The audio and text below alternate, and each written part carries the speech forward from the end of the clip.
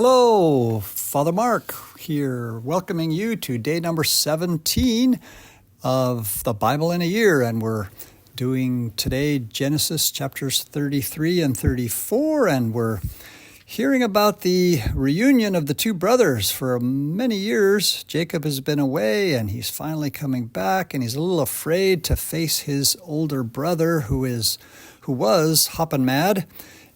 Because even swore to kill his younger brother Jacob, because Jacob had swindled him of the blessing or the inheritance, cheated him with their mother.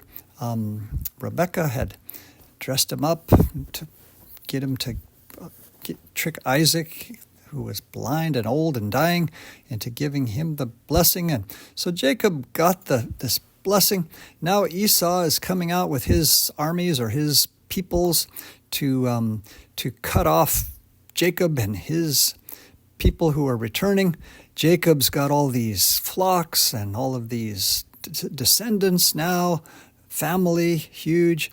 Jacob is just getting blessed left and right. Jacob's got so many blessings. He is truly the one who's gotten the blessing. And that's because the people of God, that's us. We're going to get blessings. Okay. But in any case, but it's beautiful that Jacob is kind of a changed man. He's been working for so many years, manual labor, working and tending the flocks of Laban, his uncle, and he's, gotten married. He's got children. He's learned to think of others perhaps in that way. And so he's a little different now, and he's thinking, how can I reconcile? And this finally, we're hearing a beautiful story of reconciliation. And he sends again these groups of family members and flocks and such ahead of him as he's returning, and they are instructed to say that these are gifts, these are presents, these are offerings to you, Esau.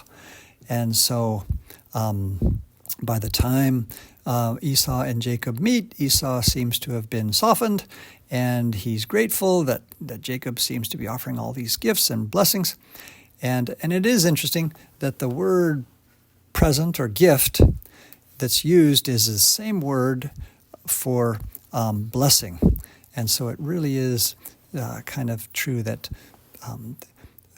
Jacob is kind of wants to return the blessing. He stole the blessing from his brother Esau, but now he wants to, pay it back, pay it forward, pay it back, return the blessing that he stole by offering all these gifts. And Esau at first doesn't want to accept it, which is nice, but then he does, and they get along fairly well afterwards for the rest of the book of Genesis.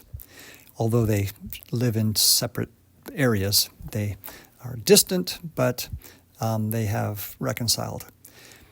Chapter 34, we begin to hear a terrible story about how there's some misbehavior on the part of this man Shechem and this people from this town, which is called the town of Shechem, and they have raped, or he has raped this woman Dinah, who is the sister of one of the daughters of Jacob.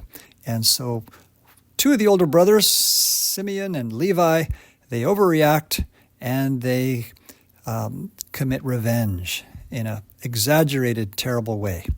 And not only do they plan to kill these people of this town of Shechem, and they eventually do. They go in at night and they kill all the males of the town. They slay them with the sword, and they rescue their sister Dinah.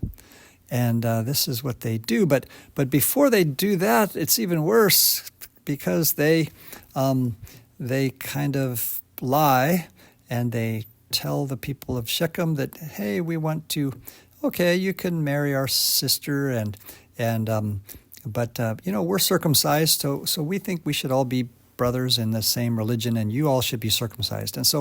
And they convince them, And so all the men of every male is circumcised. But then 3 days later, as it says in verse 25, when they were still sore, that's when they swooped in at night and killed them all. So to want to kill people but first make them suffer a lot, that's called torture, and that is really kind of the epitome of evil. And so these two brothers, Simeon and Levi, they say it's because of that just like the oldest brother Reuben, now these two, the second and third oldest, they, in the end, when Jacob is dying and giving blessings to all the 12, because all the 12 get blessings. It's funny that even after all this misbehavior, none of them get totally disqualified.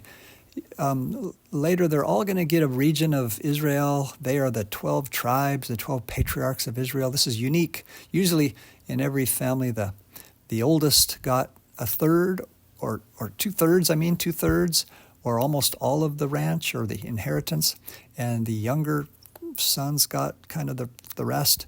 But in this case, Jacob's 12 sons were the beginning of the nation of Israel, and all of them were important. And so that the 12 tribes, the 12 patriarchs. But again, it ended up being the fourth oldest son, Judah, who got a special blessing when Jacob was dying, that he would, the mace would remain with him, the scepter of kingship, and he would be and his kingdom, his descendant, his seed would be king forever. Those kinds of things were predicted. And that's because even though he wasn't one of the oldest ones, the older ones had disqualified themselves by some misbehavior. So this is the story of the people of God, and it's the story of all of us, even Catholics. Some of us are sinners and we're not perfect, but we're all blessed, and we're going to receive an inheritance as long as we can be reconciled after we sin with our God.